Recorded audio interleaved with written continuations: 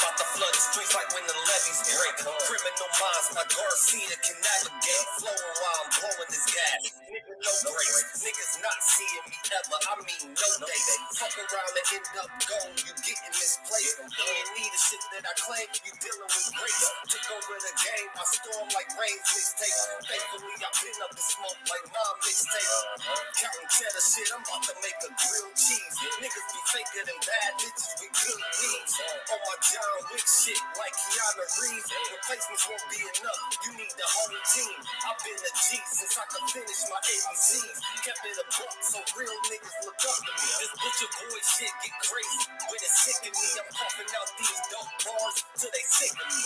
Can't get rid of me. Still can't find a remedy. Still blowing palmas. If it comes to NC, A&E own our shit independently. When I go out on a ram, I take extremities. I can see right through on transparency. Heard their self-esteem low, insecurity. Now or never like, push the guarantee.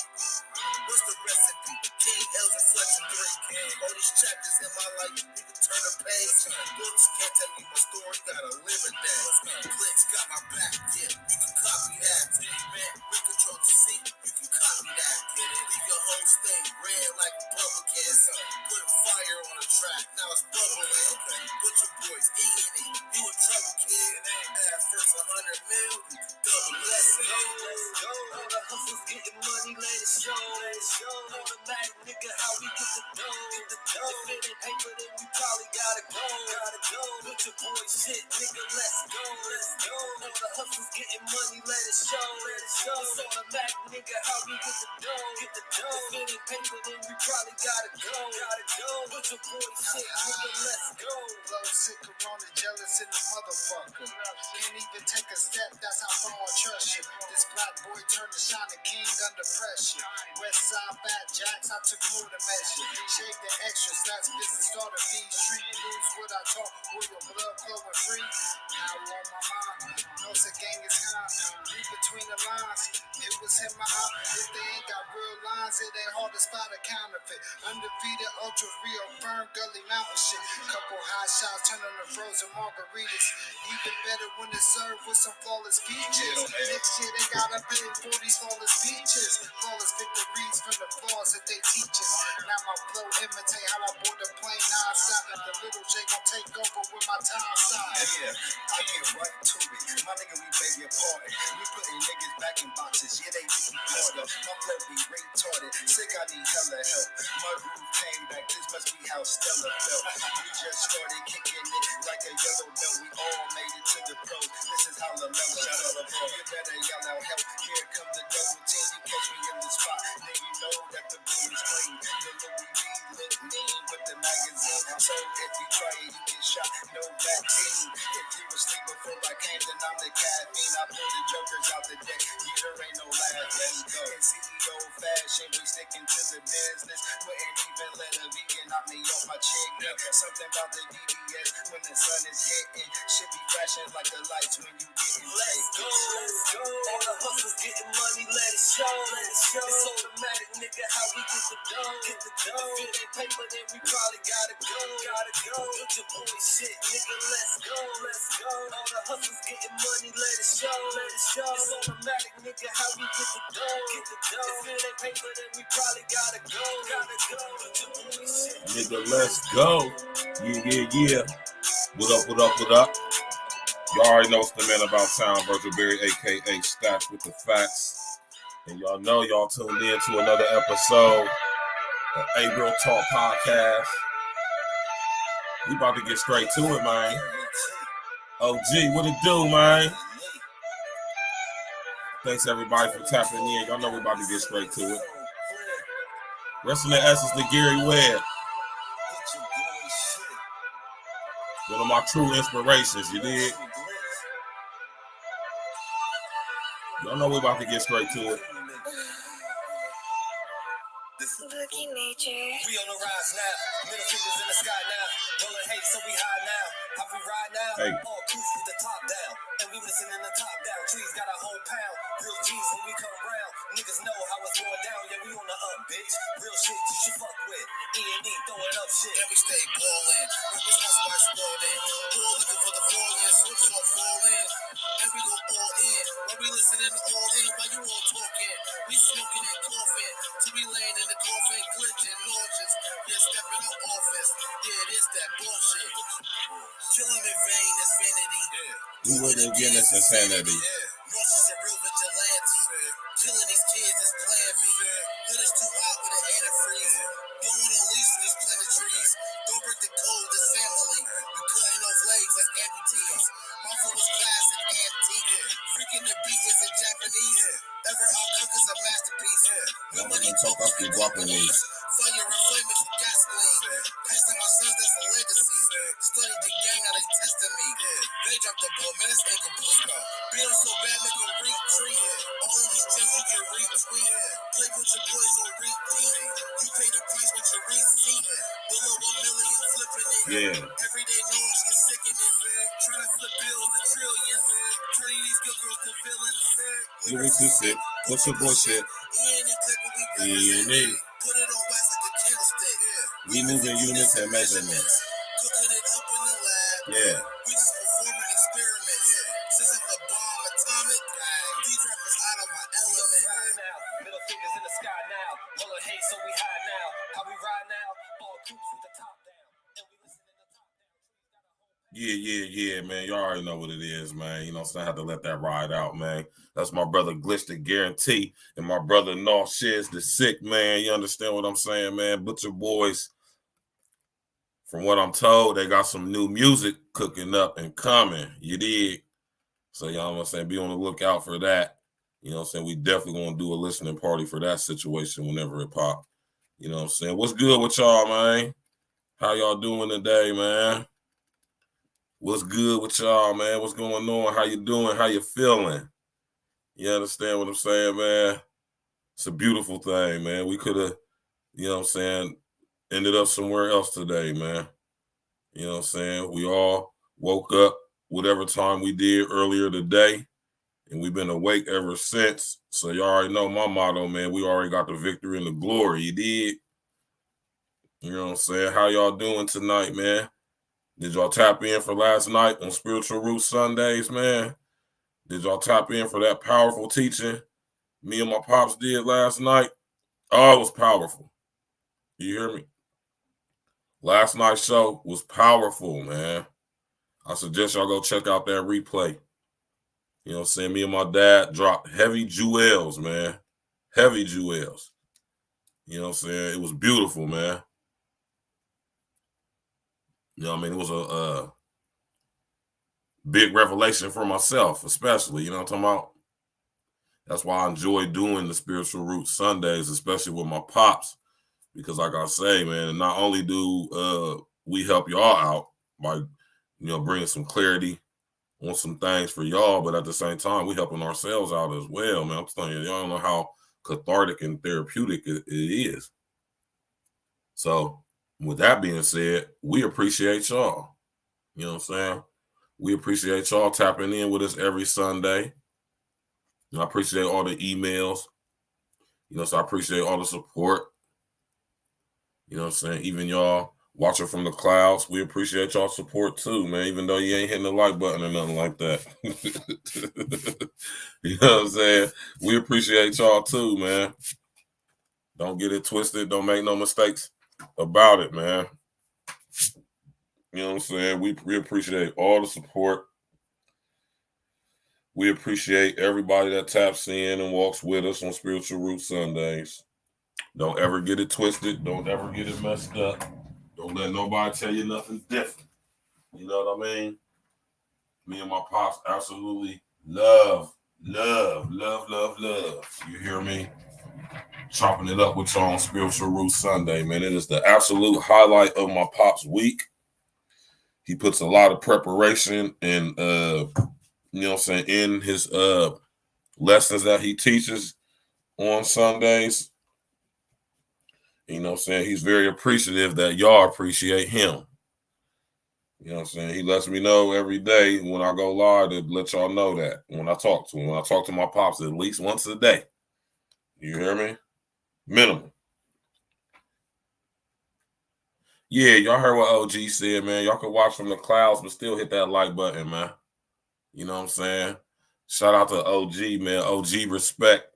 You know what I'm saying? OG respect the level of game that's being dropped over here at A Real Talk Podcast. So all my real ones that tap in with me, support, you know what I'm saying? I appreciate y'all, man. Don't ever get it twisted. Don't let nobody tell you nothing different, man. I love y'all and I appreciate y'all. Because like I say all the time, y'all can be anywhere in the world, but y'all tapped in with me. And that's a beautiful thing, man. I'm humbled by that. You understand me? I'm humbled by that. You know what I mean? I'm honored by that. It's a privilege. It's my duty. It's my pleasure. Do you understand me? This is what I was made to do. And I appreciate y'all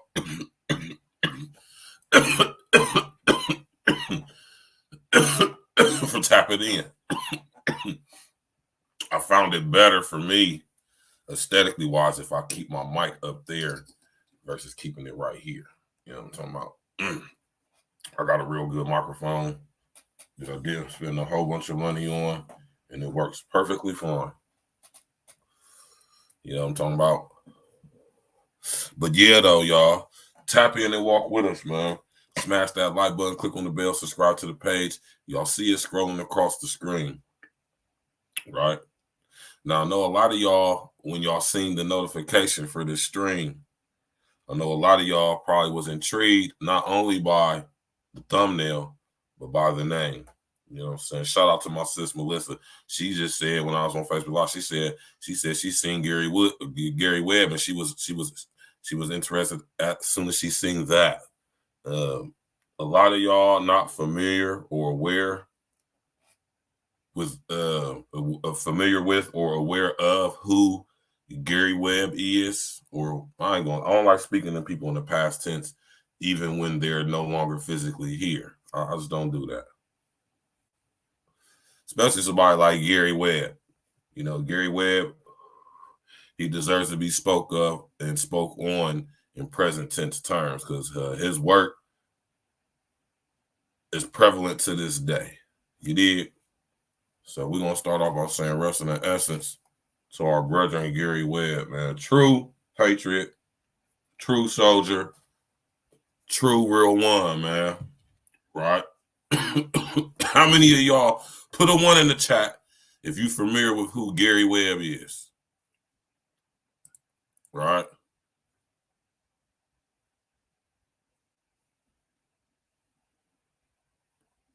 Right? Put a 1 in the chat if you're familiar with our brethren Gary Webb. Denny OG. Gary Webb is a true triple OG gangster, man. This is Gary Webb. Right? Jeremy Renner portrayed him in the movie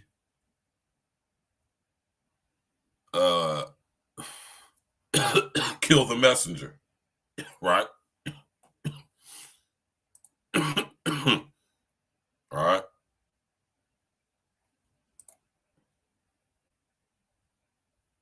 Oh, I'm tripping. I ain't gonna do that because you know YouTube be bugging on playing trailers and stuff. So I'm gonna just keep the pictures right here. All right. So I'm gonna just keep the pictures right there. Exactly. If you don't know who Gary Webb is, you can watch the movie with Jeremy Renner portraying Gary Webb called Kill the Messenger. I think it came out a couple years ago. If I'm not mistaken, like a year or two ago. But if you really want to know who Gary Webb is, right? If you really want to know who Gary Webb is, this is what I really suggest you do.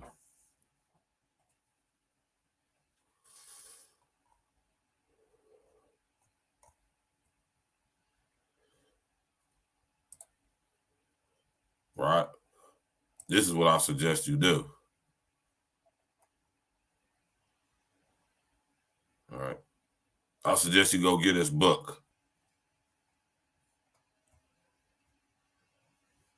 Let me get a better view of it.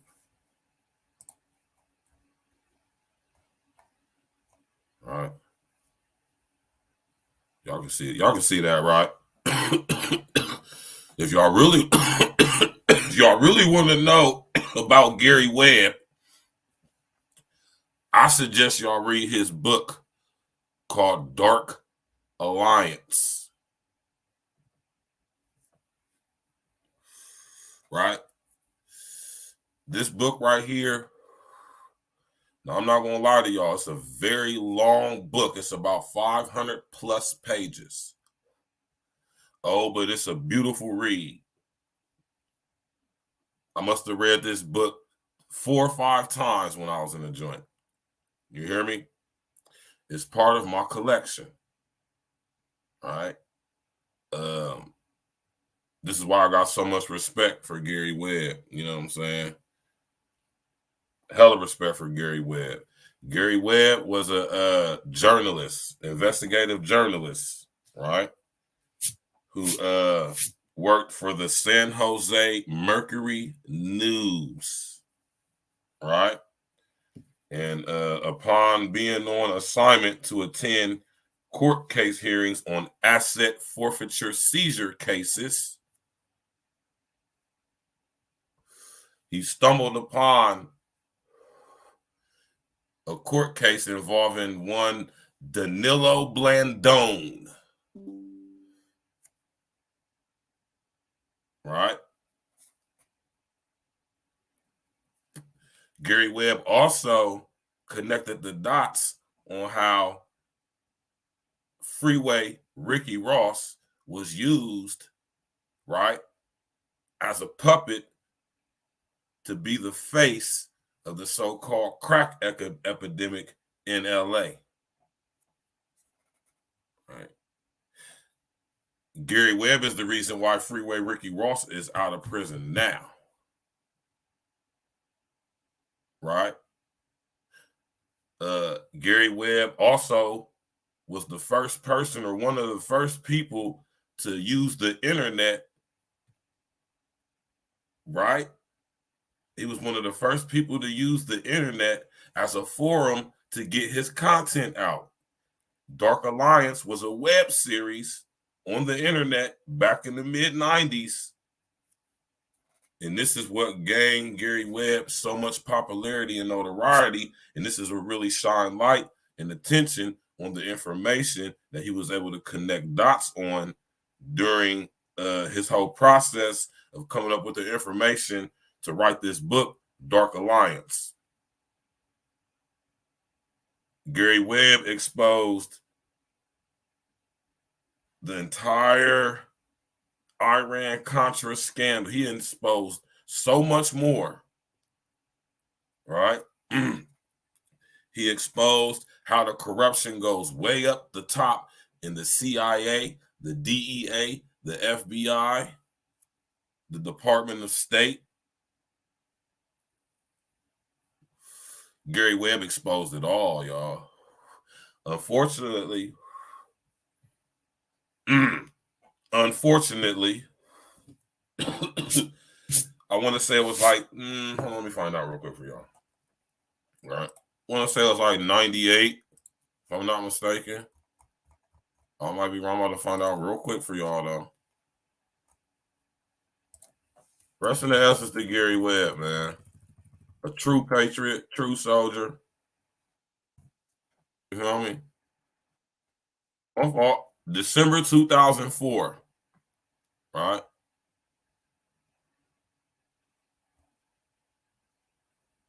Now let's see what it's going to say about his death. Let's see what it says, right? Suicide. Go figure, right? Go freaking figure, y'all. You hear me?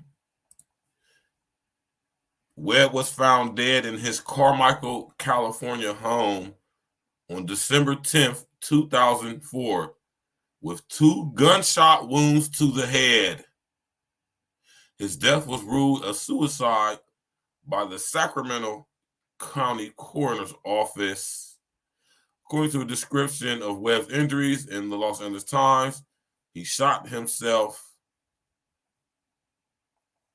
Let's finish reading that.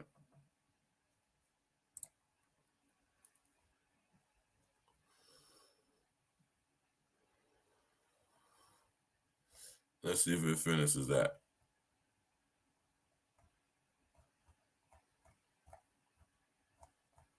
Let's see if it's what it says about his death in here. Yeah, Webb was found dead in his Carmichael home on December 10, 2004. With blah, blah, blah, blah, blah, blah. He shot himself with a .38 revolver, which placed near his right ear. The first shot went through his face and exited his left cheek. The coroner staff concluded that the second shot hit an artery. After a local newspaper reported that Webb had died from multiple gunshots, the coroner's office received so many calls asking about Webb's death that Sacramento County Coroner Robert Lyons issued a statement confirming Webb had died by suicide. When asked by local reporters about the possibility of 2 gunshots being a suicide, Lyons replied, "It's unusual in a suicide case to have 2 shots, but it has been done in the past, and it is in fact a distinct possibility." News coverage noted that there were widespread rumors on the internet at the time that Webb had been killed as retribution for his Darker Line series published 8 years earlier. Webb's ex-wife, Susan Bell, told reporters that she believed Webb had died by suicide. "The way he was acting, it would be hard for me to believe it was anything but suicide," she said, according to Bell. Webb had been unhappy for some time over his inability to get a job at another major newspaper. He had sold his house the week before his death because he was unable to afford the mortgage. After Webb's death, a collection of his stories from the book from before and after the Darker Line series was published. The collection, The Killing Game, selecting stories from all the Darker Lines, was edited by Webb's son, Eric. That's fuckery, right?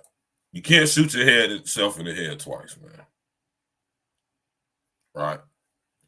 When Gary Webb's body was found, right, the actual coroner's report said that the gunshot wounds was at the base of his skull and directly in the back of his head.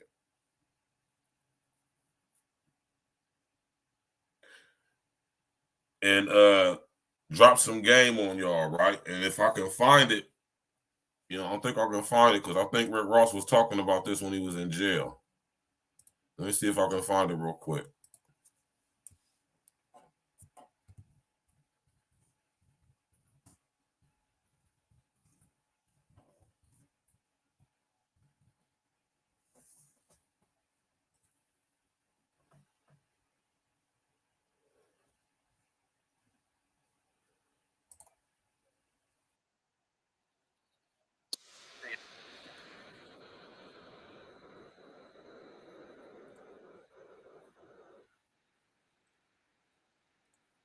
Epidemic of the 1980s.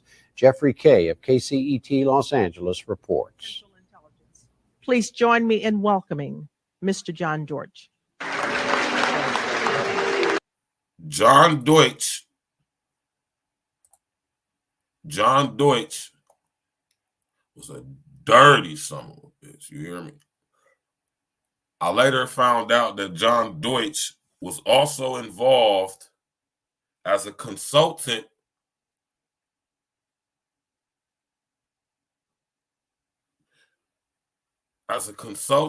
to Michael Peck. Y'all remember when I told y'all about Michael Peck and Solarian and PG&E and Kamala Harris and the Diablo Canyon fiasco?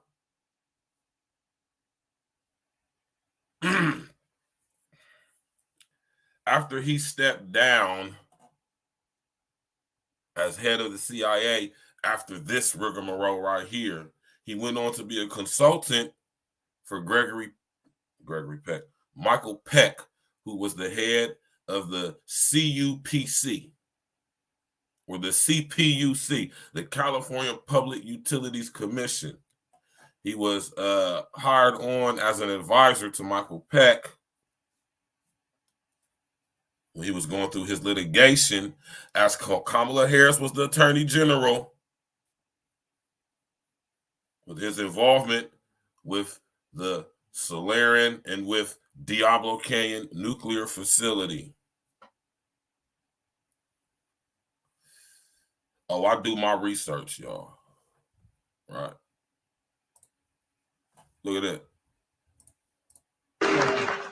CIA Director John Deutsch faced a largely hostile audience Friday afternoon at a community forum in South Central Los Angeles. Thank you, Congresswoman Millender McDonald, for holding this public meeting, for giving me the opportunity to talk with members of this community about charges that the CIA introduced crack cocaine into South Central Los Angeles in the mid-1980s. It is an appalling charge. It is an appalling charge that goes to the heart of this country. It is a charge that cannot go unanswered. Deutsch pledged a thorough investigation. His extraordinary public relations mission to Watts came in response to a public outcry over a report by a California paper, the San Jose Mercury News. The three-part series, Dark Alliance, appeared in August on the internet as well as in print. Although the articles drew criticism by several major newspapers, they raised a firestorm of outrage and prompted official inquiries. Now, mind y'all, right? The San Jose Mercury News, right? As all other major news outlets, all these small newspapers that y'all see, they're all owned by the major 6 corporations, right? And the San Jose Mercury News, which Gary Webb worked for, right? Guess who has stock in all of these news media outlets? The CIA. How many of y'all knew that, man? How many of y'all know that the CIA is a private organization? How many of y'all know that the CIA holds stock? How many of y'all know that the CIA holds stock in a lot of media outlets?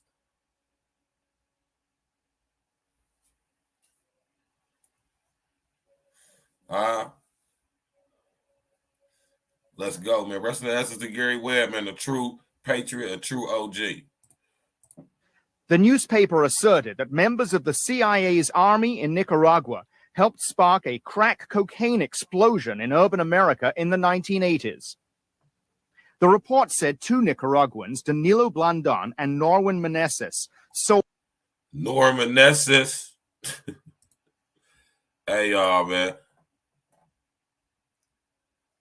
Exactly, OG. Exactly.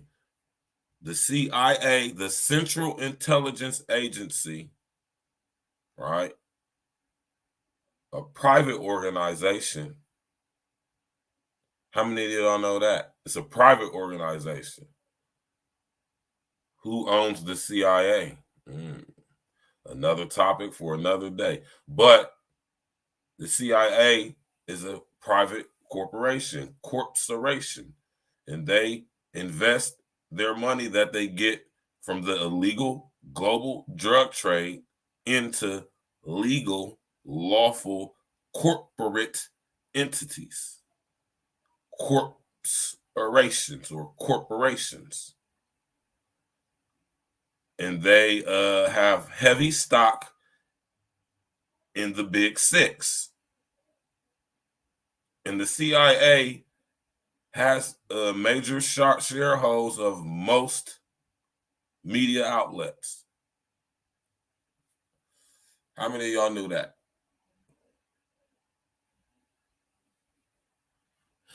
Now, this guy, Meneses, right? What was his name? Edwin Meneses. Hold on, let's go back real quick. Tons of cocaine. 2 Nicaraguans, Danilo Blandon and Norwin Meneses. Yeah, Norwin Meneses. This guy right here, Norwin Meneses, he was known as He was known as El Rey. Excuse me, y'all. His nickname was known as El Rey de la Droga. Huh? Nora Meneses was known as El Rey de la Droga.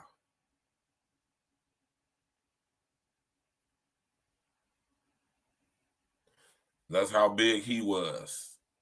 Guess who he was in business with? Oh, Gary Webb did awesome investigative research. Awesome. And he's not an asset of the CIA. He wasn't in the military. He's a straight independent journalist as far as his own skills. Like, I mean, he went to college and all of that, though, but I mean, he didn't like get no CIA training or anything like that.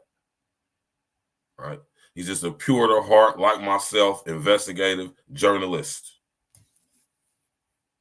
Gary Webb was given the sight. He could see. Gary Webb was very intelligent. He had a unique ability to connect the dots of seemingly unrelated people, places, events, situations, organizations. The same stuff y'all hear me talk about, the same stuff that I do. And Gary Webb was a huge inspiration for me. Right? One thing Gary Webb is known as saying is that, and this is something that Hitler used to say, or should I say Einstein used to say, right? He used to say, ignorance is the height, you hear me? Or, hold on, what he used to say? Ignorance is the height. Oh, I can't remember. I'm going to look it up here in a second. But Edwin Meneses, his nickname was the El Rey de la Droga, which transfers roughly into English, the king of drugs. And Meneses was Danilo Blandone's plug. Right? Danilo Blandone was Freeway Ricky Ross's plug. But somehow Freeway Ricky Ross is the one whose name and face is known and given credit, blamed for the so-called crack epidemic in America. Right? And Gary Webb connected the dots. Gary Webb did his due diligence. And he, man, listen. Y'all got to think about what time this was, too, man. This was like the mid-90s, late 90s. This was like mid-96, 97, 98. This is around the year 2000 when Bush got elected. You got to think of the time frame all of this stuff was happening in. You hear me?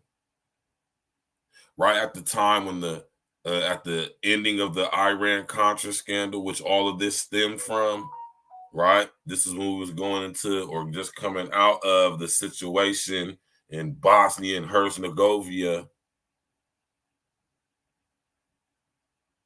Huh? So y'all got to take a trip down memory lane and connect these dots, right? Let's get to it, y'all. Sold tons of cocaine to Los Angeles drug dealer Ricky Ross. The article said Blandon and Meneses funneled millions of dollars in profits to... Y'all heard him say tons.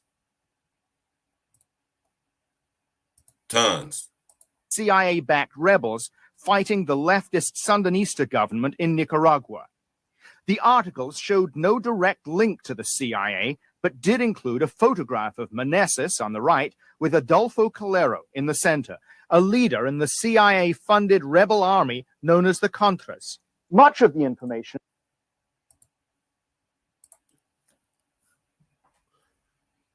What was a popular video game in the late 80s, early 90s that we was infatuated with as young boys when we got our Nintendos, and then it later went on to Sega Genesis. See the different levels of indoctrination, y'all. When we was kids, Contra was one of the most, if not the most popular game for us boys especially, right?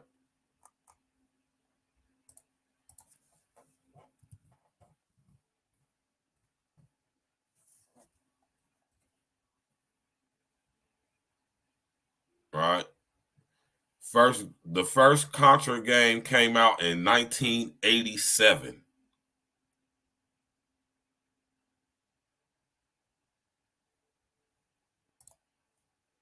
Right. 1987.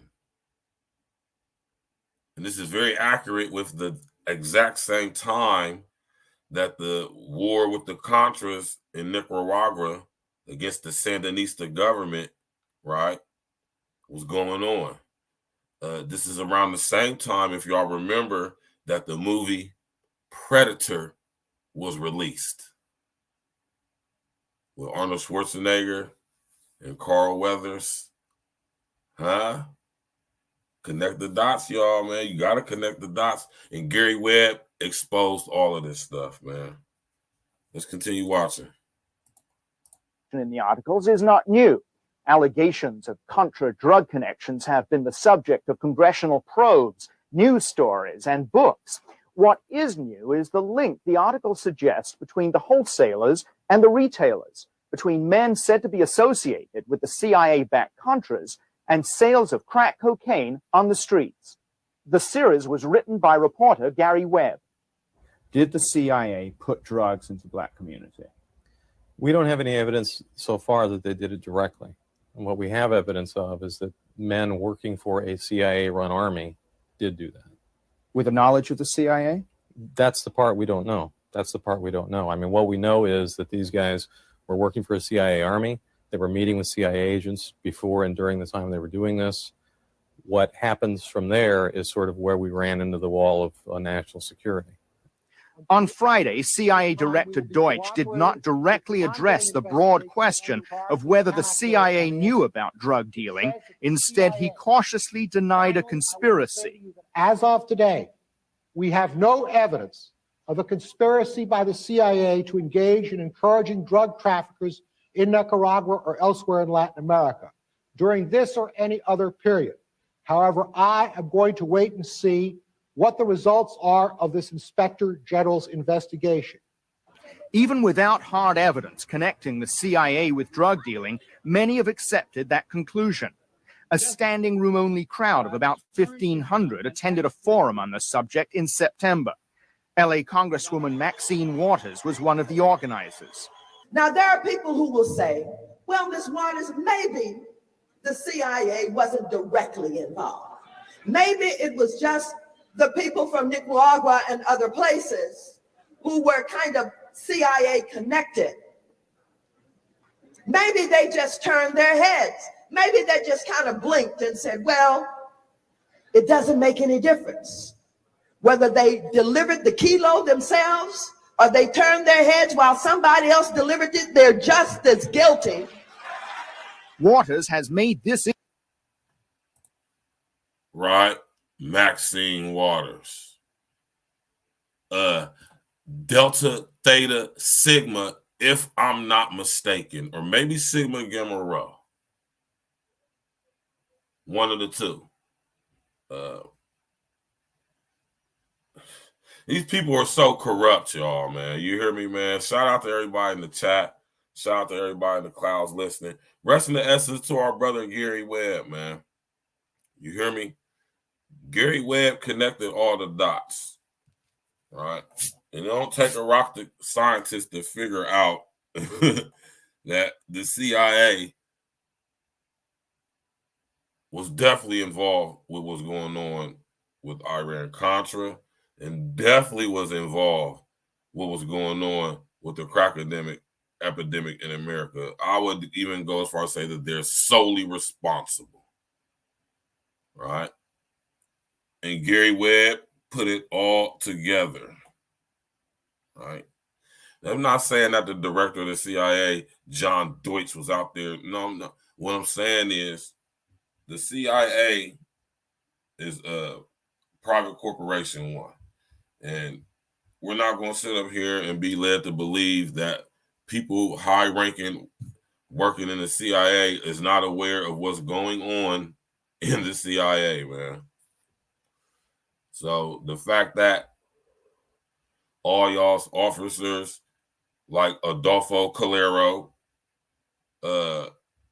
private contractors like Noran Meneses, Danilo Blandone, and others that y'all will find out about when y'all read that book, Dark Alliance, right?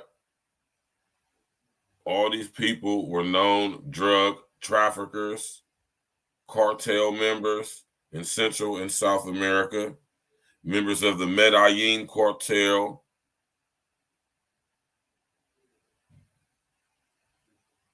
right? All of this stuff is involving all your players. Pablo, you hear me, was involved with this whole situation. Griselda was involved with this whole situation. Yes.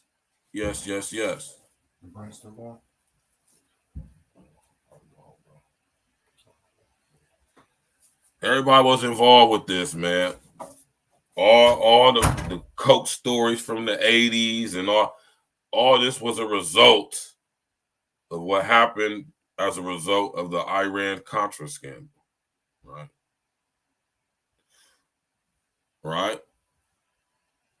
How many of y'all aware of this? The Sandinista government in Nicaragua, right, was a let's say, how we can say this, it was I guess you could say a crooked regime that was running the Nicaraguan government, right? The Sandinistas, right?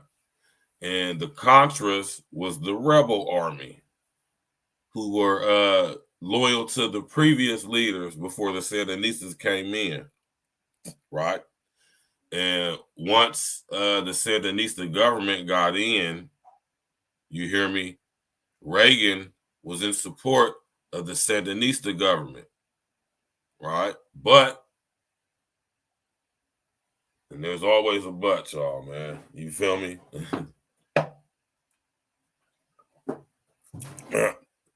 Reagan supporting the Sandinista government was going to thwart the CIA's efforts in getting control over the global drug market, which they now control. And make no mistake, y'all, and I can say this freely and openly, and I can prove it. The Central Intelligence Agency controls the global drug trade. Y'all can believe that. You can thank the Bush family for that. Or should I say the Talisman family? Huh? Make no mistake about that, y'all.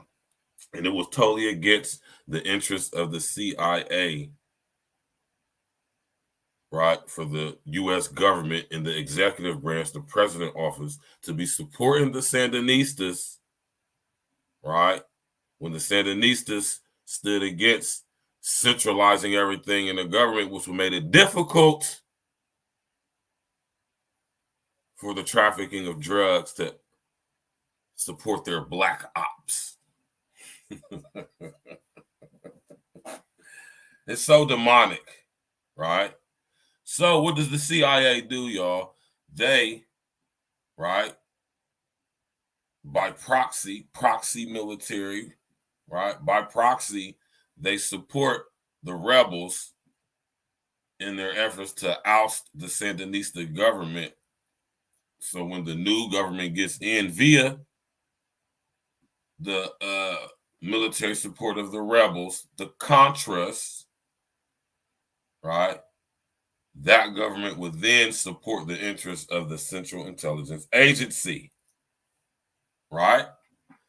But they need money to do that. Lots of money to do that. Wars cost money, y'all. Wars are very expensive. You hear me? So what does the CIA do? What bright idea does the CIA come up with in order to fund their, under the books, off the books proxy war against the Sandinista government? What was their bright idea to do? We about to start selling dope. I mean, they already been in Central and South America and Central and South Asia, basically taking over the poppy production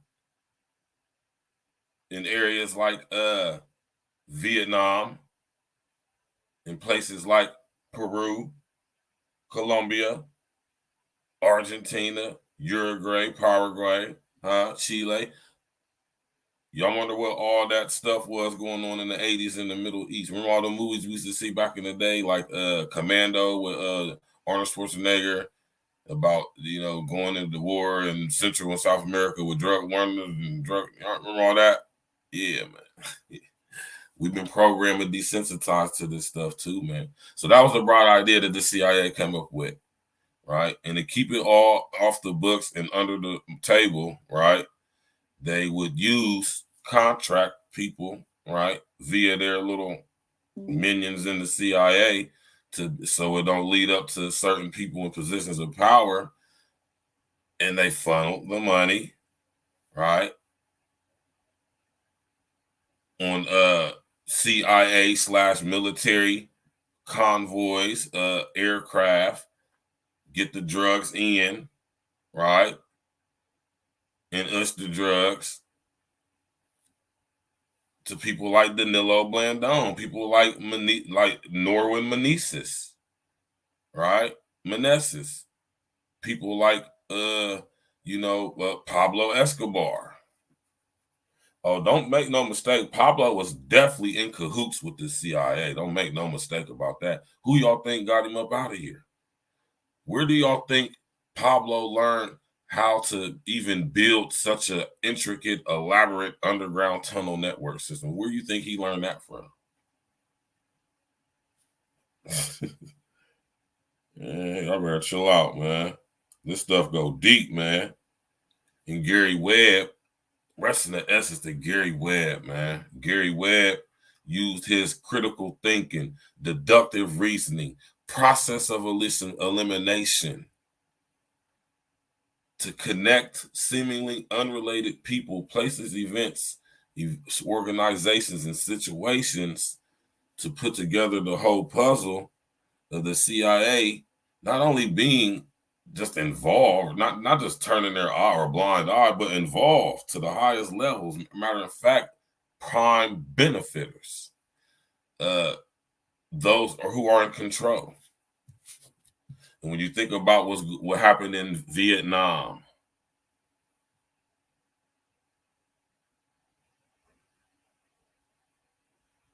think about what happened in Vietnam. Think about the cartel and drug warlords era of the late 70s and 80s with Central and South America.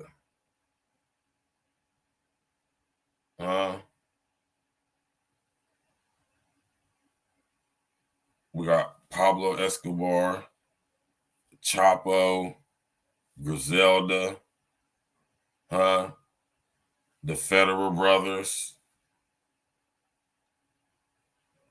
You hear me?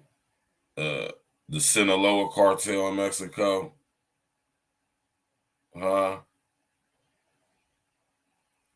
It's been going on a long, long time, man. And Gary Webb had the beautiful infinite mind to put it all together. He did his due diligence, and he stumbled upon this by accident.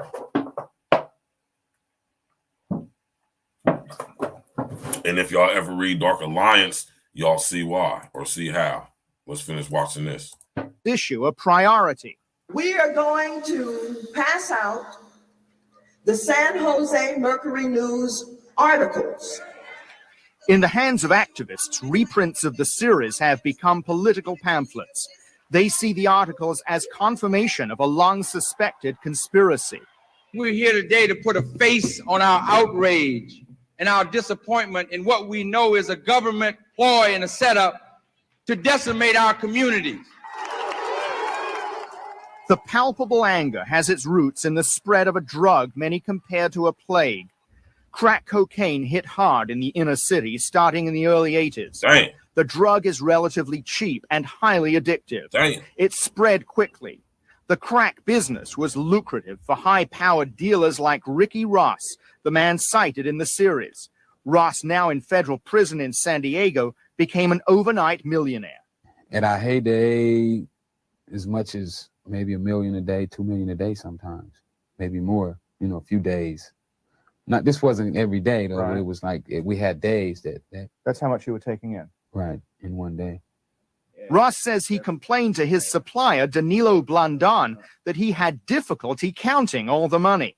So eventually he bought us a money machine, you know, and he brought it over to us. And it eased the pain, you know, a lot. But eventually it even got too much for one money machine. We wound up getting 3 money machines to count it.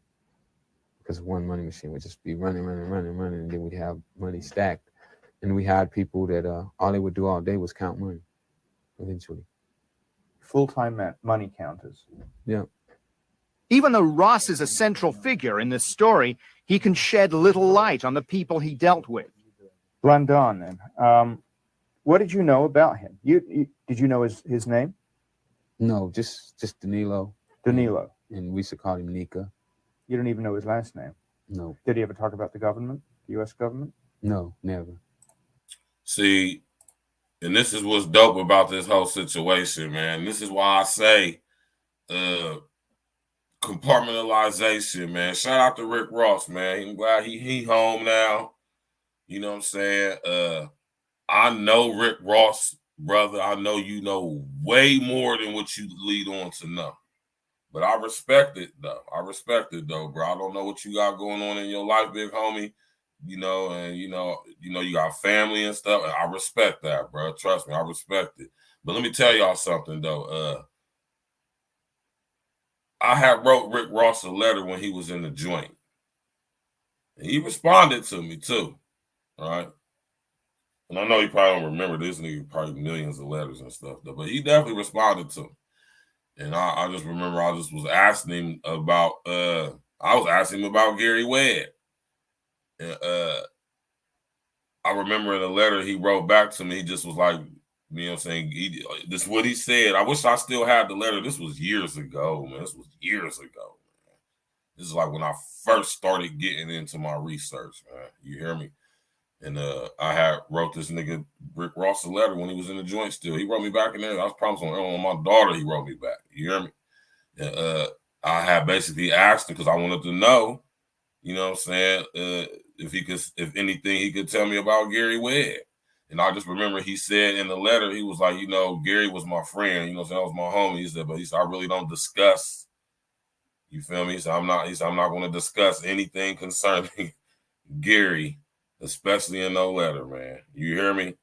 And I was like, that's enough said, brother. You hear me? I ain't gonna push the envelope because I know at what level. But this is what I'm gonna say about Rick Ross, y'all. Though I ain't gonna say he's clearly not a dumbass because he was able to preside over a damn near, I'm gonna say probably $1 billion industry. This $1 billion industry is what Rick Ross was doing. Rick Ross was making like Walmart, Tesla numbers, man.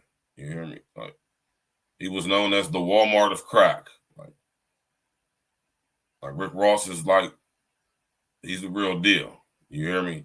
And the fact that he's still alive to this day to tell his story, I think is a beautiful thing. But up until he met Gary Webb, I honestly know for a fact, right? And I know for a fact, I ain't gonna say I know for a fact because I don't know for. I'm gonna say I know for my better judgment. I know for what my critical. Rick Ross was not aware of who Danilo Blandone was. Right? He just thought maybe he came up on the plug. He got a solid connect, flooding with dope, guns. He's a young dude from the hood. You know what I'm saying? He ain't really thinking like, damn, how this Mexican nigga got all this stuff. Like, he thinking like that's the plug. Like, that's what they do. You feel me? He's not knowing that Danilo Blandone is getting this work via connections he has that are connected to the Central Intelligence. That's what Rick Ross didn't know. He didn't know that Danilo Blandone and was connected with Nora Meneses and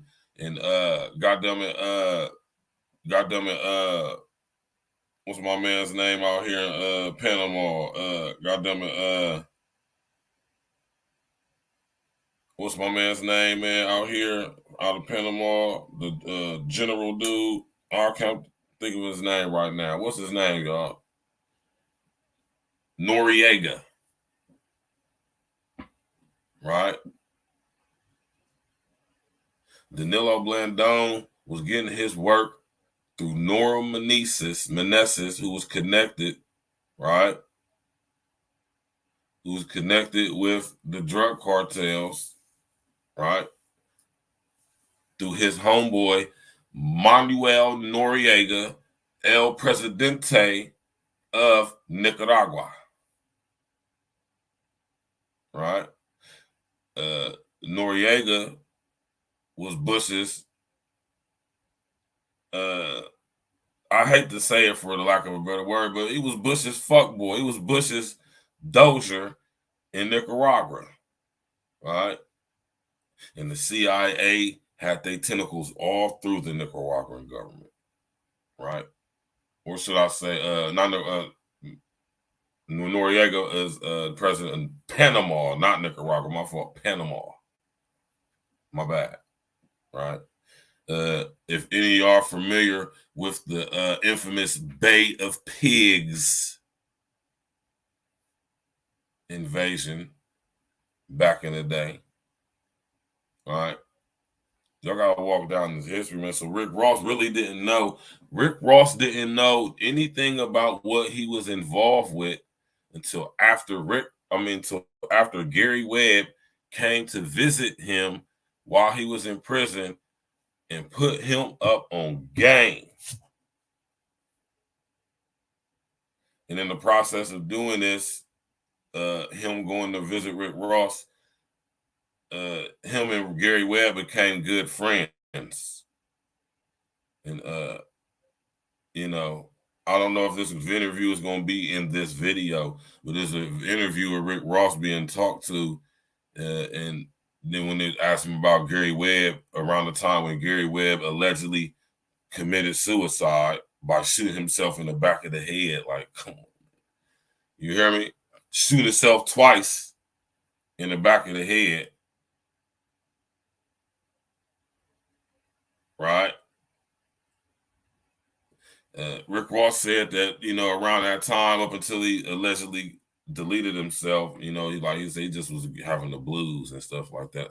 I wonder if this is I can't remember if this is the interview or if it's a different interview. DEA, CIA? No, nothing. never. While Ross made easy money, Dr. Exelina Bean was coping with cocaine's tragic consequences. At the neonatology ward at Martin Luther King Hospital in LA, she saw 60 babies a month born with cocaine in their systems. Today, Bean's anger embodies a common view that the Black community has been victimized. Every child, every baby, every child of a substance abusing mother and a substance abusing family should be considered a victim of violence and be entitled to reparations.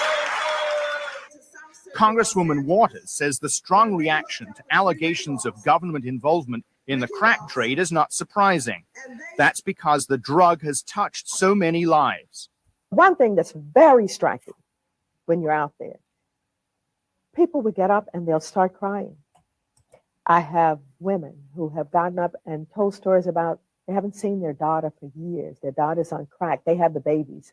Every audience that I go into, There's always a sizable number of people who've had it in their families.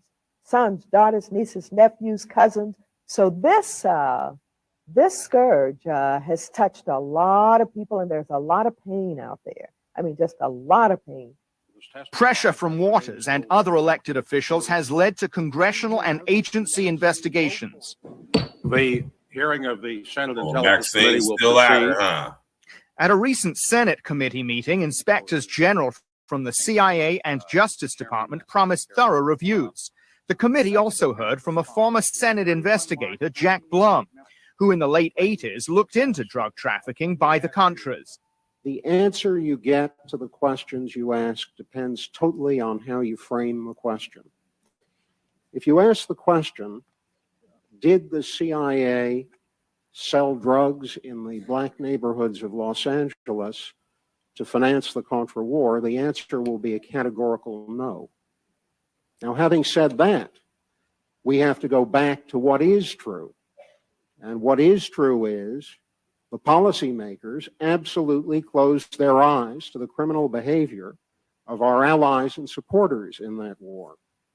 The policymakers ignored their drug dealing, their stealing, and their human rights violations. But while Blum lent credence to some of the allegations raised by the Mercury News, major newspapers have criticized the series. The LA Times, Washington Post, and New York Times have all run articles saying the Mercury News overstated the facts. Leo Walensky is metropolitan editor of the LA Times. Well, the main weakness was the basic allegation that the Contras had made millions from dealing drugs on the streets of Los Angeles, working through a Northern California drug dealer. Walensky's reporters said the Nicaraguans sent no more than $50,000 to the Contras. Also indicated that this drug ring was responsible for beginning the crack epidemic in Los Angeles and spreading it like Johnny Appleseed across the country. Found out those facts were untrue also, that crack started in various parts of the country simultaneously, and that crack was already in Los Angeles far before this story ever took place. The other thing that was questionable was the ties to the CIA, which they never said specifically that the CIA was dealing drugs, but there are a lot of implications throughout the article. Waters says the criticisms missed the point. It's not about whether or not this trafficking ring gave $50,000 or $50 million to the Contras. The main story is that there has been a connection made between the government, the CIA, and its involvement in drug trafficking to support the Contras. Can American citizens ever tolerate this kind of involvement or connection? We don't know how direct it was, whether or not they just kind of winked, blinked, turned their back, but it needs to be known. And it seems to me that everybody would be interested in getting to the bottom of that. I will get to the bottom of it, and I will let you know the results of what I found. But if Friday's forum was any indication, members of this community have little faith in a CIA investigation.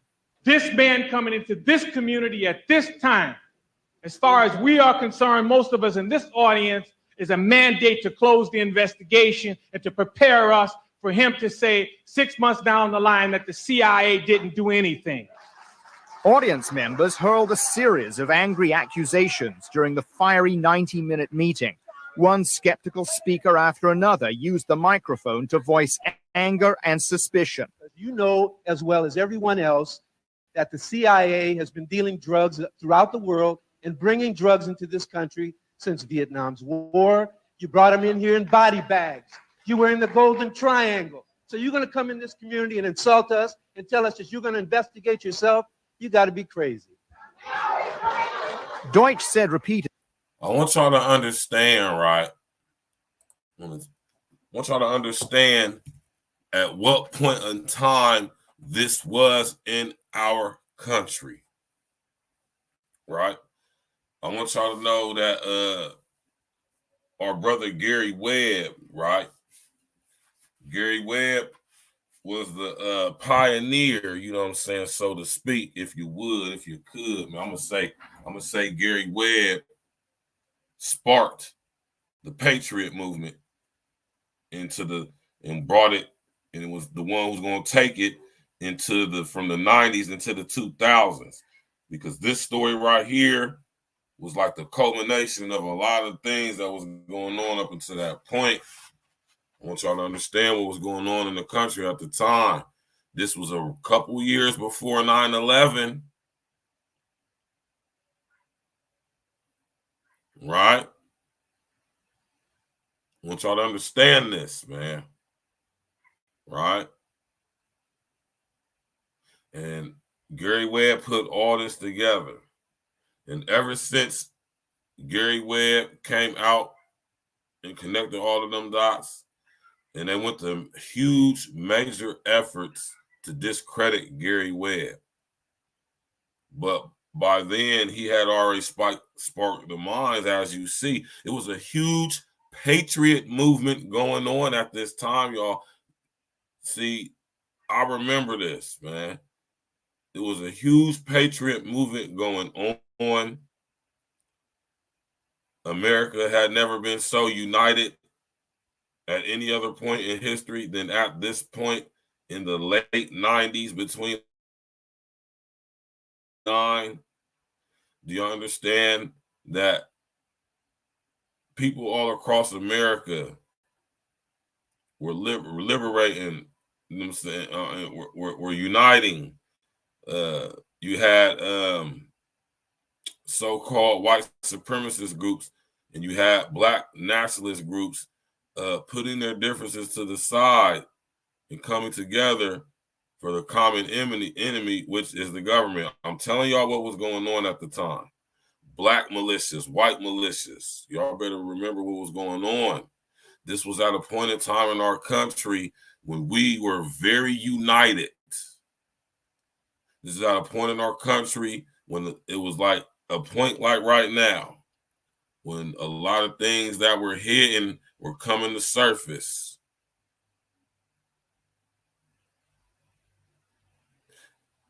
So much stuff was happening in the late 90s, man, right? People were not going along with it now because what had happened? The internet came. And there used to be forums, and there used to be message boards, and there used to be chat groups where they would trade and exchange information.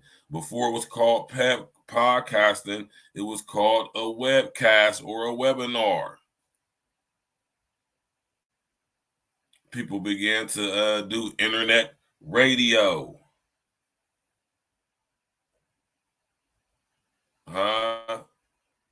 This is where old guys like, what's the one big chunky white dude who's in the so-called white manosphere?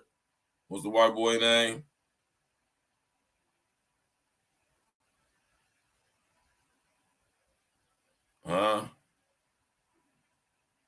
Yeah, man. Y'all got this is where Alex Jones got his start. Y'all hear me talking about my man yesterday, David Icke. Trying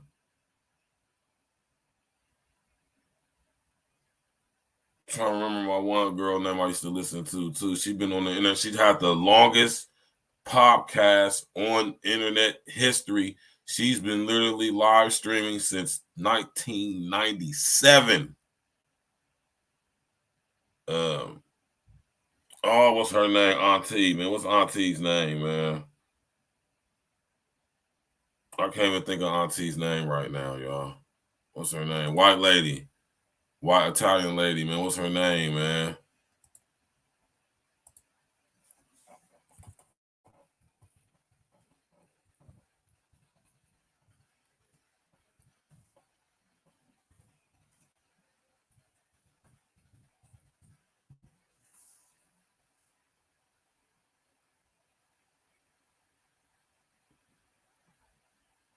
Damn, what's her name, man? I can't remember her name for nothing, man. It's Sophia. I can't think of her name for nothing, y'all. That's crazy. I can't think of her name right now. Right? She been on the internet for a long time, man. Long time. Got her own show and everything. Still going to this day. Right? You know what I'm saying? So our brother Gary Webb blew the whole case wide open. Y'all got to understand what was going on in our country at this time, man. This was a time when we was very, very united. Bill Clinton's crooked ass was in office. George W. was coming in. Right? Beautiful, beautiful time to be alive, man, in the 90s. Right? And Gary Webb, man, he connected the dots, y'all. Man, I'm telling y'all gotta get this book, Dark Alliance. Y'all have to read it. Y'all can go, of course, go watch the movie Kill the Messenger, and that's cool. But in order to really, really, really get a full, you gotta read the book, man. You know what I'm saying? Let's finish watching this. Oh, hold on, I ain't meant to do that, man. Hold on,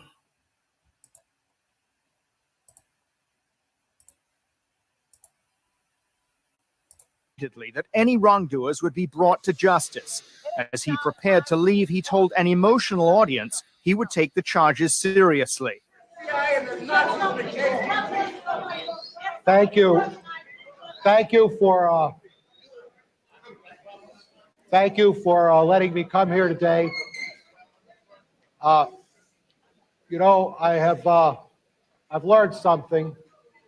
I've learned how important it is for our government and for our agency to get on top of this problem and stop it. I just want to say that I came today to try and describe the approach that I'm taking, Hey, let me put you up on some game real quick, though, right now. At this meeting, right, or when they ever have meetings like this, remember when I was telling y'all about the Delphi method? Remember I told y'all about the Delphi method? This was a prime example of the Delphi method. They brought all these people here to have a conversation with the so-called CIA about this situation as if something was going to happen as a result of this meeting, which it absolutely wasn't. The Delphi method is it's a method used, it's a tool of indoctrination and manipulation to trick people into thinking that they have a say-so in what goes on with government policy and even government agencies' policy, right? By going and having these set up meetings with them where it's the persons ask questions and whatever, and talk to the so-called people in charge and to get an explanation for whatever they're discussing is going on or not going on or what have you, right? And the Delphi method is, see, when they come to this meeting, it's already settled before it's even finished. They're not going to exchange no real information. They're not going to take accountability, and they're going to be called what is plausible deniability. They're not going to admit to anything, and there's absolutely nothing that's going to be happening as a result. Absolutely nothing that's going to happen that's going to change or create a situation for things to change as if for a better situation from what they talking about. Nothing's going to happen. That is the Delphi method. They use it in schools. They use it at work. When you have these all hands meetings. Y'all better see how much this indoctrination goes down, man. taking to address these serious charges. But I go away with a better appreciation of what's on your mind, and I go away with a conviction that we're going to do more to stop drugs from coming into the United States. Thank you very much. The forum broke up in distrust and chaos, just as it had begun. Meanwhile, members of California's congressional delegation say they will push hard for answers to a fundamental question. What did the government know about drug dealing? Underscore the word accusations that are nothing short of explosive. They are that the CIA knowingly and intentionally did what amount to pump crack cocaine into Los Angeles. Okay, that's enough of that video right there. Yeah, man, y'all, man. It's crazy, man. Absolutely insane, man. You hear me? Absolutely insane. And Gary Webb uncovered all of this stuff, man. He blew the lid off of all of this stuff. Shout out to Gary Webb, man. Rest in the essence to him.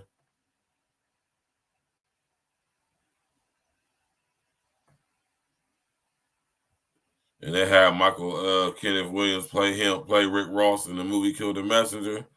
That's crazy.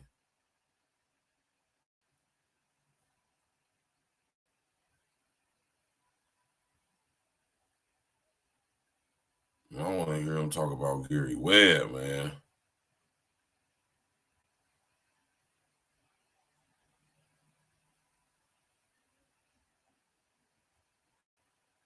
I'm telling you, man, Freeway Ricky Ross know way more than what he talking about, man. And he really don't talk about too much if y'all pay attention.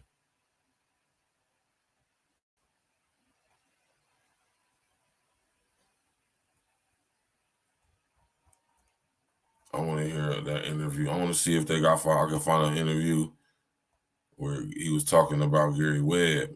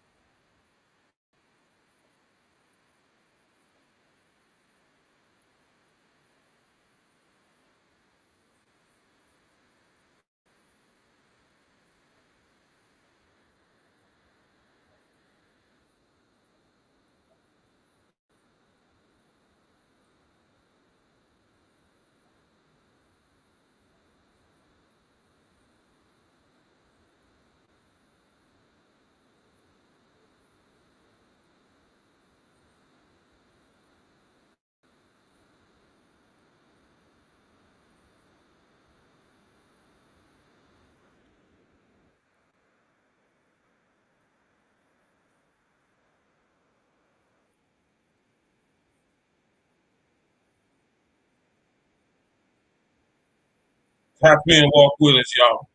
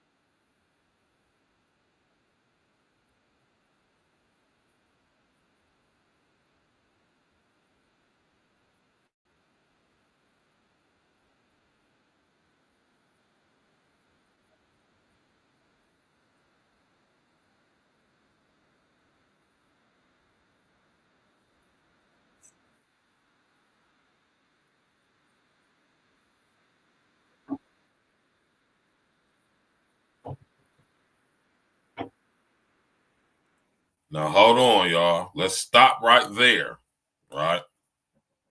Listen to that story Rick Ross just told. His teacher, this guy, right, who was teaching him tennis. He was his tennis instructor. Who he befriended young Rick Ross, man. Sound like some fun boy shit, lightweight, kind of pause a little bit, you know what I'm saying? And I guess he's seen something in Freeway Ricky Ross that influenced him to you know what I'm saying? You said you couldn't hear it.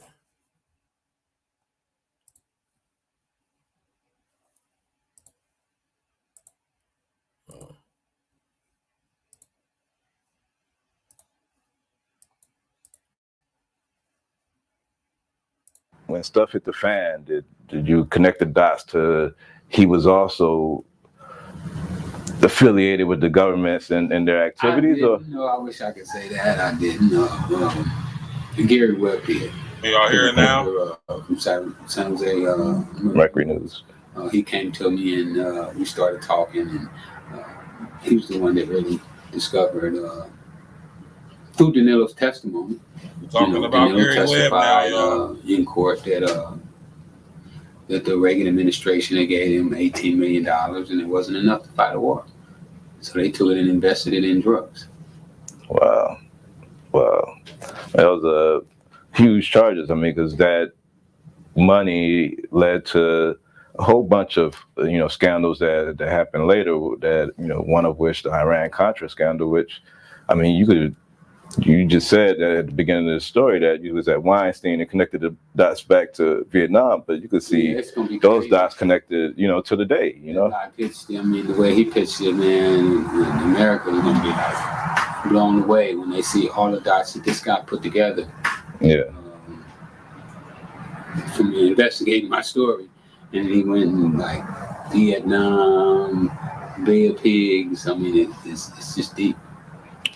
Did y'all hear me just talk about the Bay of Pigs? Tell me about the day you were sentenced. I mean, you got sentenced 35 to life? No, life without the possibility of parole. I mean, and no number. You don't have a number. They give you what they call a letter, alphabet. When you hear that, I mean, there's a lot of people that's unfortunately had to hear those words, or even things less that's been tragic to them. But I mean, how did you just live in this lifestyle that people would dream about? I was devastated, devastated to think that I'd never get on the street again, that I would never be able to walk to a 7-Eleven or McDonald's if I wanted to, or just come here and be in your office, just to be able to go to the doctor if my mom got sick, that I couldn't go, it's devastating to be in that position. Wow. You're like at your weakest point ever in life, and I've been there. And at that time, you had several charges. I believe one may have been racketeering or something. Did they seize your money? Were you able to have a good defense or? I had a pretty good lawyer, but when you're fighting the federal government, it's just an uphill battle, man. Let me tell you a quick story that I had. My room used to sit 28 stories. It's a 28-story building. I was on the 19th floor, times 2, so I'm on the 18th floor. And my cell was overlooking the Pacific Ocean, and outside my window you could see the aircraft carriers, and sometimes you could see them coming in. And aircraft carriers, each aircraft carrier have about 5 or 6 warships, and then they have about 7 or 8 submarines, helicopters, and all these things that's around it to keep it safe and protected. And when I looked out my window, it came to me that the American government would use all of that to bring me to jail if they needed to. So that's what I was up against. And outside of that window, it was like 7 or 8 aircraft carriers parked out there. So that's what I was up against. The whole army, all that. So when you walk inside the courtroom, when it says United States government versus Ricky Ross, that's what they meant. That all of that artillery and all their power and everything that they had, they was going to use it to put me in prison. So when I went in there, I knew that I had a big fight. Did you not fear that they might just take you out because you knew so much, or do you think having you as a fall guy was? They would make me a martyr, and they would rather for people not to believe you. One of the things that they tried to do in the media at first, when the story first broke, is they tried to say that I invented the story. But eventually, Gary Webb had papers, and eventually, the CIA admitted that they knew these guys were selling drugs, which was amazing to me. I never thought they would admit that. But they said they didn't sanction it. So now I don't really trip about them because I didn't know nothing. Yeah. I was just there, there and didn't see anything, didn't hear anything. But me being there was evidence. Yeah. That Gary Webb needed. Were the drugs coming from different places though? Are you getting like from Cuba and Dominican Republic, or was like the source? I mean, it was no way for you to know that was government tried. In court, we found out that Escobar, the Ochoa family, was part of the suppliers. But I only learned that from court records, not out of my own independent knowledge. I didn't know that. Did you learn later about the Contras and what was going on? Yeah, the Contras and Oliver North and Ronald Reagan and George Bush and the whole little conspiracy that I had never even, hostages in Iran. I never even thought about hostages in Iran. I don't want to know what's going on in Iran. I'm from South Central LA. I ain't been past Crenshaw and I ain't never been past San Diego, so how am I supposed to know what's going on in Iran and Nicaragua and and all these foreign places? I'm curious about that you had all this wealth and that you didn't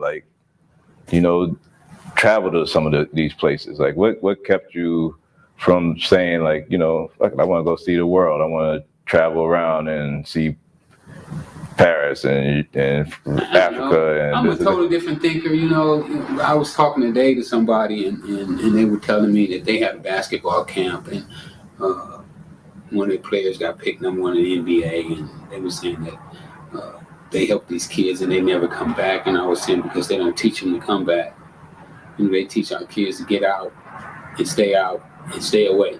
Yeah. And I just didn't feel like that. I felt I wanted to be around my friends. I wanted to be around my family. I love my friends and my family. And I didn't want to feel like I was better than them because I. Okay, so we done with that one, man. I'm thinking. Yeah, I'm thinking. It's an interview, and when he was being asked about when Gary Webb deleted himself, man, and he was speaking about how when they was communicating while he was in the joint, just was saying he was just saying Gary Webb, saying he was salty, so he just was like he had the blues, he just was upset, you know what I'm saying? So it's an old interview, man.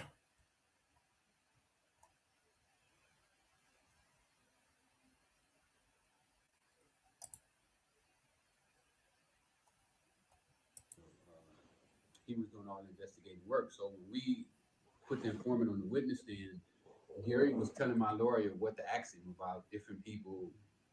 Enrique Bermudez, who once my lawyer asked him about Enrique Bermudez, he said, "Oh, Enrique Bermudez is the head guy. He was the guy on the CIA payroll. He's the one who went on a fishing trip with George Bush. When he came back off the fishing trip, he said the ends justify the means." Meaning that it was okay for them to sell drugs. And after the trial, I lost and I got a life sentence. And Gary published his article about the ties with the CIA. Yeah, so for those that became kind of like our investigator. he was doing all the investigating work. So when we So Gary Webb cold, man.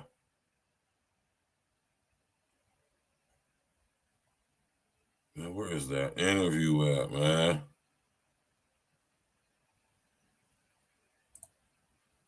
That the CIA knew about cocaine shipments from Central America to the United States. Just yesterday, a former drug enforcement agent said that from 1986 until he retired in 1992, he documented evidence that the CIA participated in cocaine distribution to Los Angeles gangs. The CIA and the DEA. Celerino Castillo is a former DEA agent. He wrote a book called Powder Burns. Dope ass book. Y'all should go get it. Right? And Celerino Castillo, right? I think he's no longer with us. But Celerino Castillo was a DEA agent working out of MacArthur in Brown, Texas, right? In Brown County, Texas. And he was working with Gary Webb, and they were collaborating and connecting information with each other because at the same time, Gary Webb was doing his investigation into what was going on with the IRAN-CONTRA situation, and Rick Ross and Danilo Blanone and that. At the same time, Celerino Castillo was doing the exact same thing as he was working at the DEA. And him and Gary Webb ended up bumping heads because as they were doing their investigations, their paths crossed. Right? Gary Webb mentioned Celerino Castillo in his book, Dark Alliance. I want y'all to go check out Celerino Castillo's book. It's called Powder Burns. Right? Knew.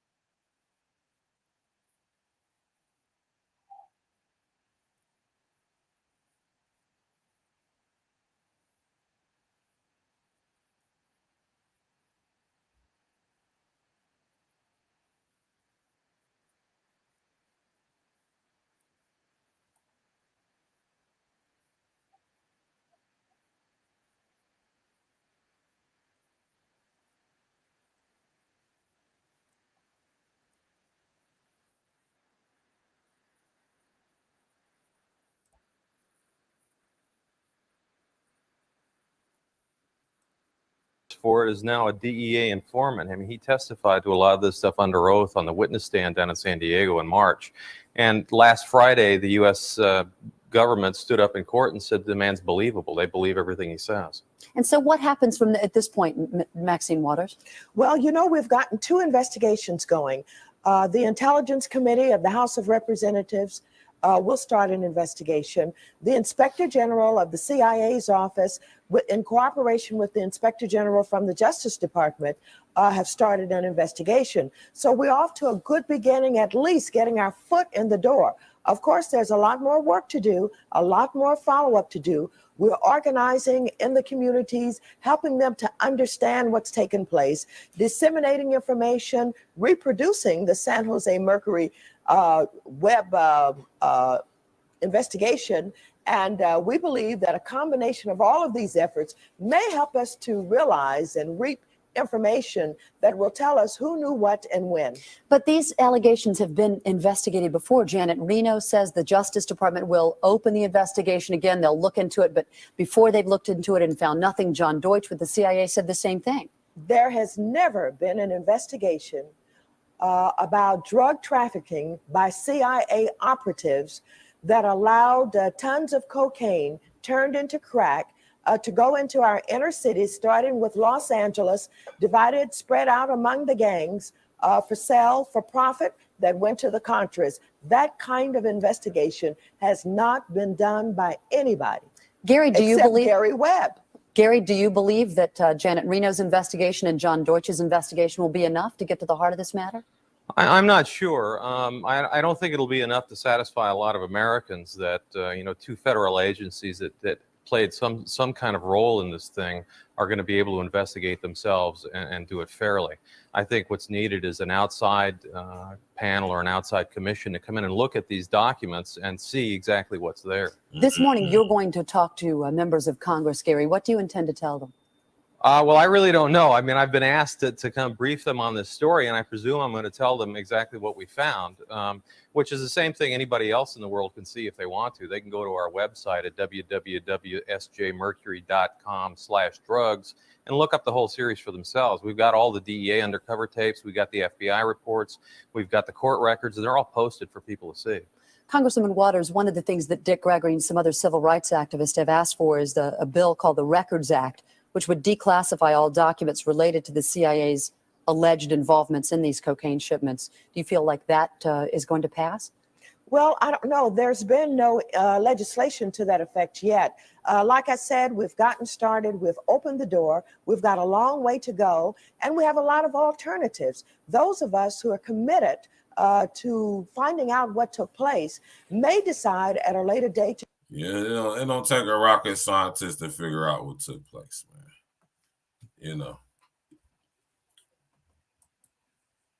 Not at all.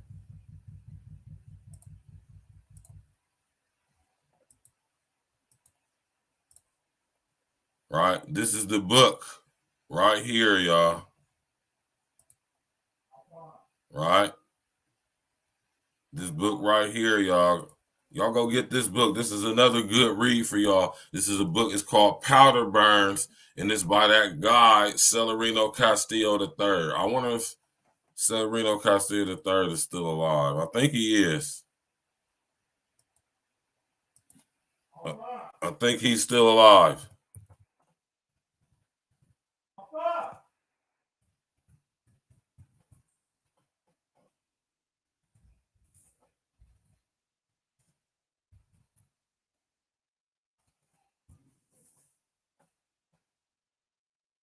Yep, he's still alive. Yep, 74 years old. Celerino's still alive. Yep, look at Celerino, man. He's still alive. He used to be a DEA agent. You know what I'm talking about?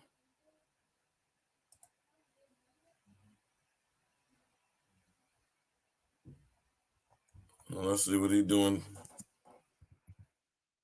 See what old Celerino doing nowadays, man.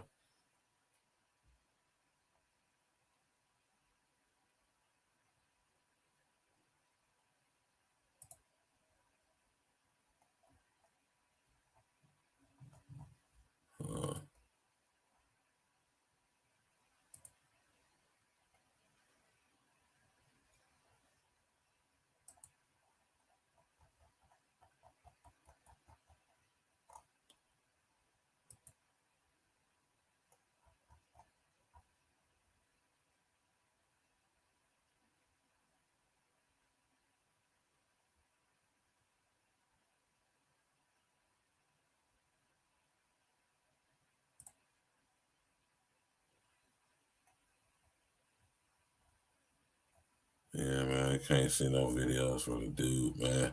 But y'all see, man, my man Celerino Castillo still alive to this day. You feel me? Celerino still alive to this day, doing his thing. You hear me? And I want tonight's show to be about not so much as just about Gary Webb, but he is the catalyst journalist. He is the journalist who sparked the war on journalism. After Gary Webb put this information out, it was this huge thing in the whole media, and this is what they talking about years later with Tony Blair talking about making conspiracy theorizing illegal, right? Because of course the CIA couldn't be trusted to invest their own in corporate. You know, you can't trust the CIA to invest the CIA for selling dope. if the CIA is accused of selling dope, why would we go ahead and make an investigative team made up of CIA agents to find this out? That's a conflict of interest, right? And that's what was the basic premise of all of this when they approached Deutsch, right? Like, why would we sit up here and take information from an agency that investigated itself? You know, didn't even suggest that an outside agency like the FBI or some private, you know, you see Maxine Waters said, use Gary Webb. You can use, Gary Webb even said it, look, it's free. Y'all can go check it out. All the information, the court dates, all the evidence, all the documents, court dockets, everything, testimony, it's all there. Right, and yet and still, here we are. Right? Listen, you could try to sugarcoat it. You don't want to admit it, whatever, man. The Alphabet Boys is involved with everything illegal. Right? Flat out. You don't even take a rocket scientist to figure that out. So I suggest everybody go get this book, Powder Burns, Cocaine, Contras, and the Drug War, man. This guy, Celerino Castillo, was a high-ranking DEA agent.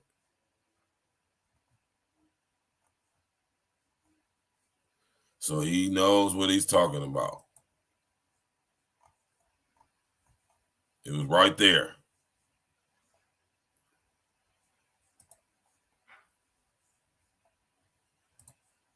It was right there. This is one of the reasons why I respect guys like Celerino Castillo, man. You cannot not take his information that he done put together into consideration. He is a high-ranking military guy who then left the military after Vietnam and then went to go work for the DEA. He's one of the founding members of the DEA. Y'all gotta understand the DEA only been around since like 1974, 75, man. The DEA is a fairly young alphabet agency. Right?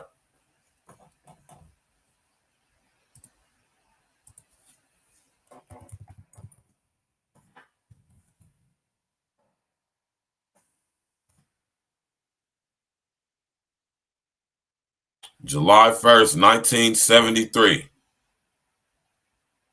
Right? The Drug Enforcement Administration.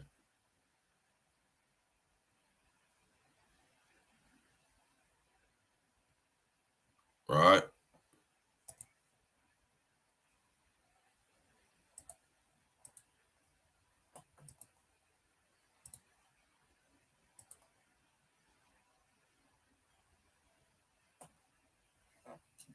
All right, so the DEA has only been around for a little over 50 years.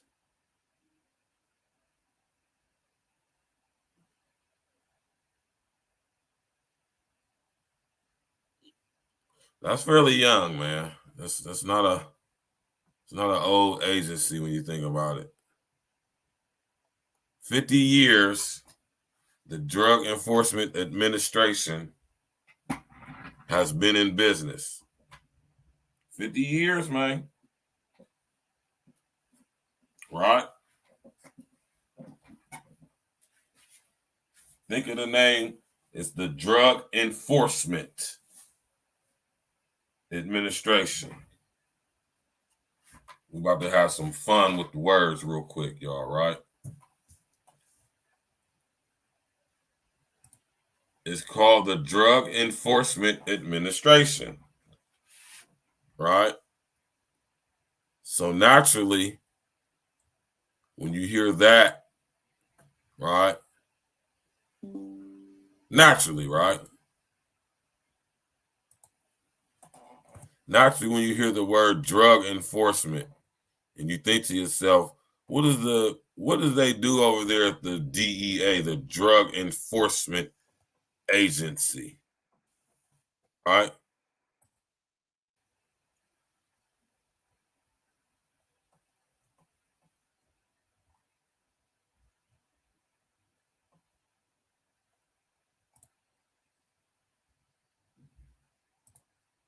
right?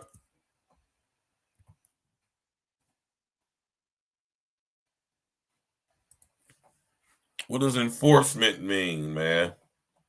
The act of compelling observance of or compliance with a law, rule, or obligation, right?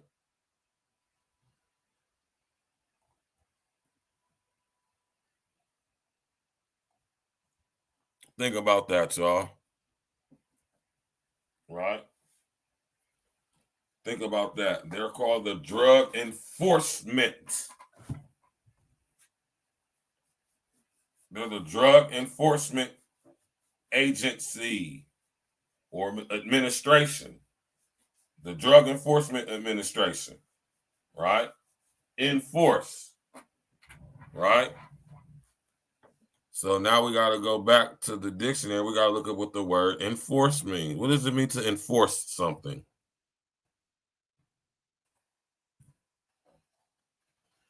Enforce, compel observance of or compliance with, right? To cause, to happen by necessity or force, right?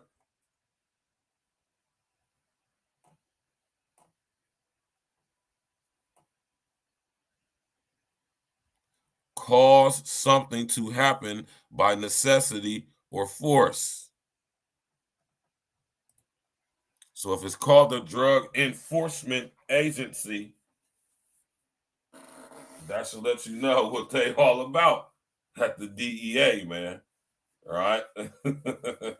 They enforce drugs, the buy, sell, trade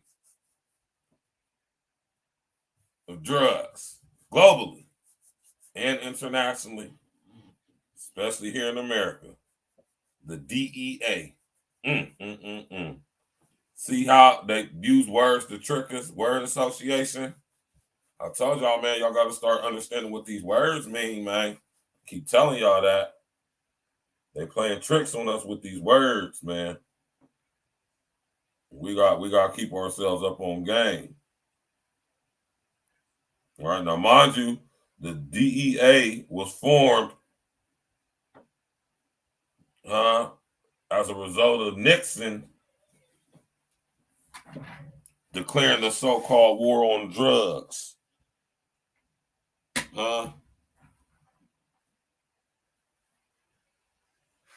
y'all can thank y'all's homeboy Nixon for the war on drugs. That's still going on to this day, oddly enough, right? They done combined the war on drugs with the so-called war on terror. The war on drugs was seen for the hoax that it is with this whole situation right here. Shout out to Gary Webb. And around this time, when Gary Webb and so many others were exposing the government's involvement with the global drug trade in order to derail, especially the American citizenry's attention off of all this information coming out, guess what happened? They started targeting American citizens and attacking the Patriot movement.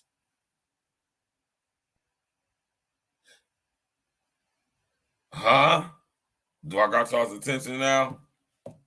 At the same time that investigative journalists, independent ones, I'm talking about infinite-minded guys with critical thinking, deductive reasoning, process elimination skills out the wazoo, true patriots who love America, Bill Cooper, Gary Webb, to name just a couple, right? Gary Webb put it all together, right? And at the same time where this was all being exposed, right? And a lot of other things, this is a time when people were finding out about corporate personhood. Remember when I told y'all about corporate personhood? And it was a huge, huge patriot movement going on at that time in America.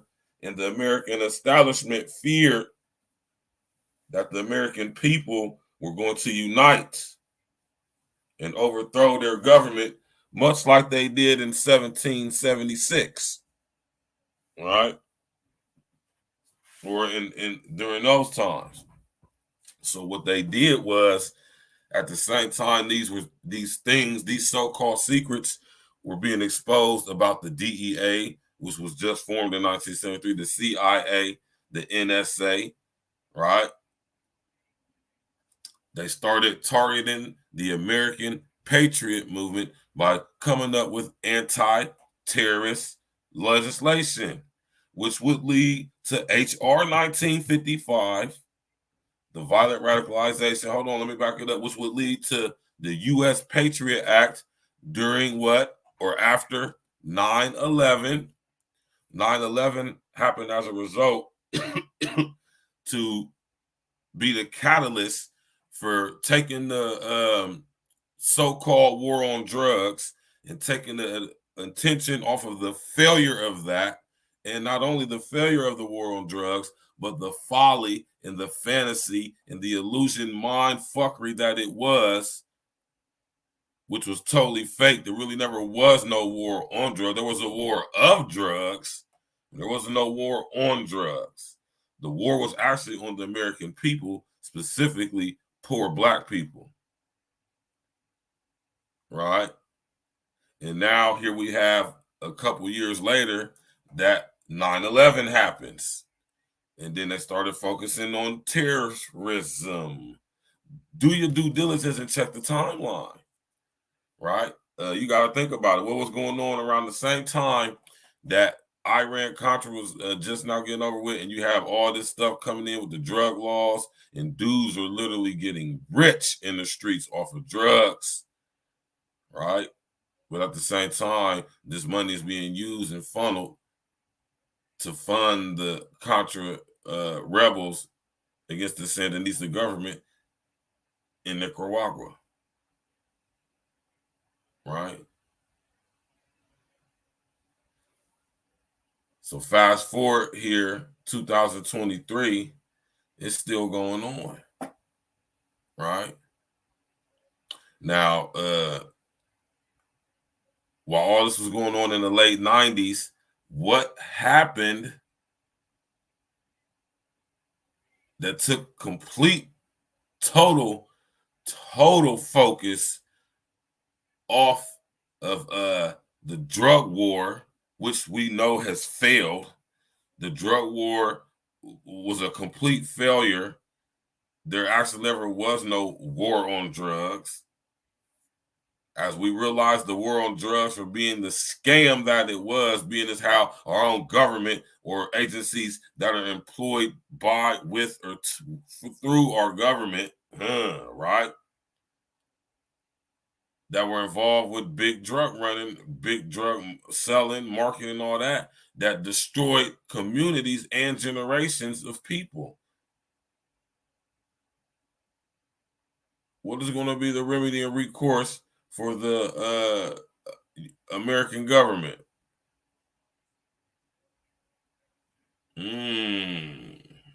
Right?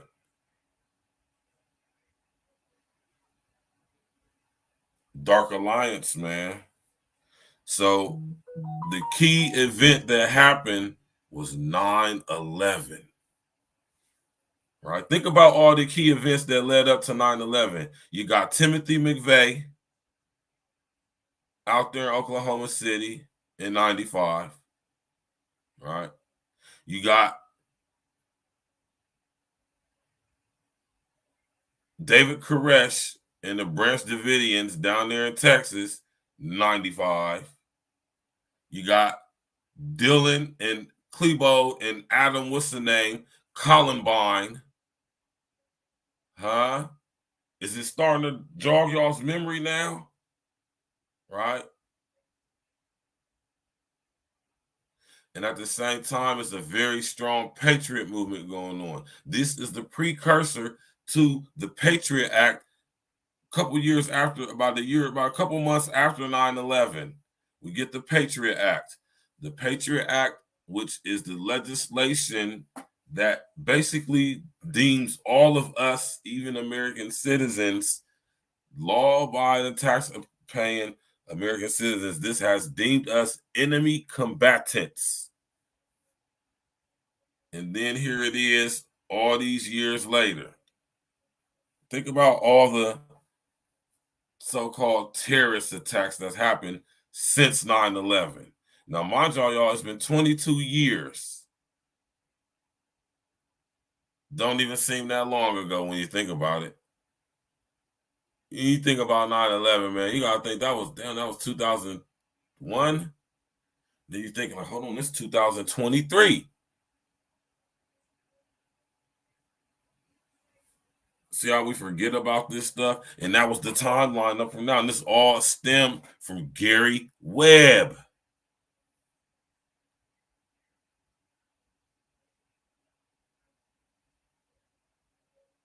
Rest in the essence to Gary Webb, man. You hear me? Rest in the essence to Gary Webb, man. We about to get up out of here, y'all, man. Then I meant to hit the thing to bring the people up on the thing, but you know, it's good. We good, man. Listen. They're using the Lamestream media to destroy the media in its entirety. All this stuff about so-called fact-checking and conspiracy theorizing, conspiracy theory, and, you know, discrimination and, you know what I'm saying, violent radicalization and all this stuff, victimizing, and it's crazy. It's all being done intentionally, y'all. All this stuff. Right? All this stuff being done on the internet. All this stuff being done, man. Tap in and walk with me, man. Gary Webb was a true pioneer on many levels. And because of his beautiful, infinite mind, his God-given ability, skill, and tact, right? Gifted to him to be able to put this stuff together and connect the dots. And he exposed the system. And I got hella respect for Gary Webb, man. He's definitely influenced me on my path of becoming an independent citizen journalist. And I learned a lot from just being thorough with my research, just by paying attention to his research and how he researched. Right? You already know what it is, man. Appreciate everybody coming out tonight, man. Go do your due diligence. You understand me, man? Make sure whenever you speak on something, you done sit up there and did your due diligence, man. You done got yourself together, man. You done, you know, crossed your T's and dotted your I's, man. You know? Real talk, man. Don't be speaking on stuff you don't know about, man. I already told y'all yesterday, when you do that, that makes you an ignoramus. You know what I'm talking about? That would make you an ignoramus. He who speaks on that which he do not know. It ain't nothing cool about that, man. You understand me? Ain't nothing slick about that. You don't want to be known as that guy. You feel me?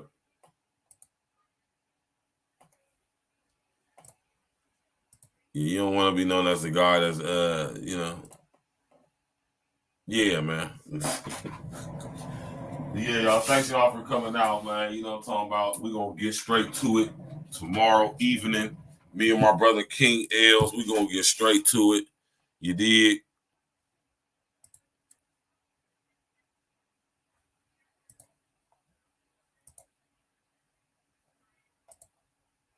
You know.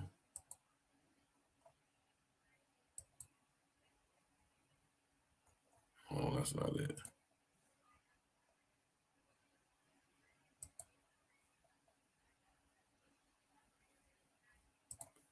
Me and my brother King Els gonna get straight to it tomorrow.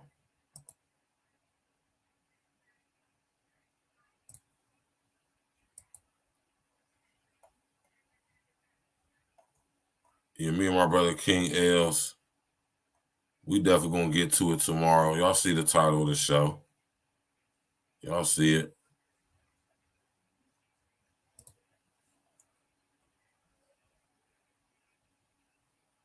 Where do you rank? You hear me? Oh, yeah, we're going to get to it tomorrow, y'all. Thank y'all for coming out, man. I appreciate it, man. Y'all enjoy y'all's evening. Y'all could have been anywhere in the world, but y'all was right here with me, man. I appreciate that. Don't ever think I don't. I always do. I don't care if it was one person up in here, man. You hear me? I'm going to still drop these jewels, man. Go get the book by Gary Webb, Dark Alliance. You know what I'm saying? Go get the book Powder Burns by Celerino Castillo. And y'all enjoy the rest of y'all evening, man. Peace. We're going to see y'all tomorrow, man.